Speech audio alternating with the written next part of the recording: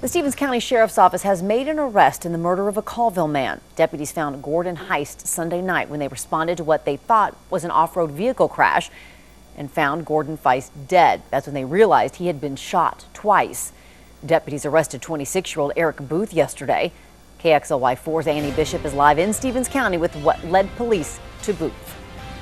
And it's Booth's injuries on his face and his knees that tipped off investigators.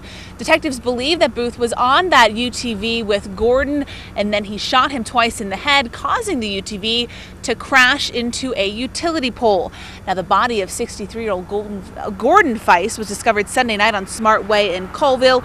Neighbors first called it in as a crash, but investigators quickly discovered they were dealing with a murder. Now, the next day, investigators recovered a gun near that crash site, a gun that was reported stolen in a June burglary. Now, Stevens County Sheriff Kendall Allen says that 26-year-old Eric Booth had done some work for Feist at his home in the past and was at Feist's home Sunday night, most likely with the intent to steal some of Feist's weapons.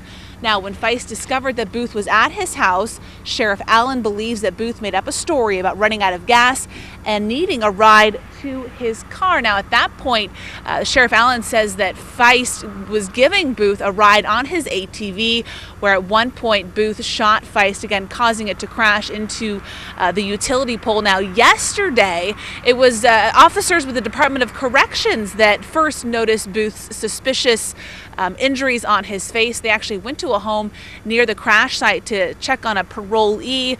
When Booth opened up the door, they became very suspicious. That's because the Sheriff's Department had sent out a notice to all local law enforcement to be on the lookout for these sorts of injuries. So at that point, the officers with the DOC called the Stevens County Sheriff's Office. Investigators came out to the home, asked Booth a couple questions, which eventually led to his arrest. He is in jail tonight. He made a first court appearance this afternoon. He's charged with second-degree murder. His bond set at $750,000. Reporting live, Annie Bishop, KXLY4 HD News.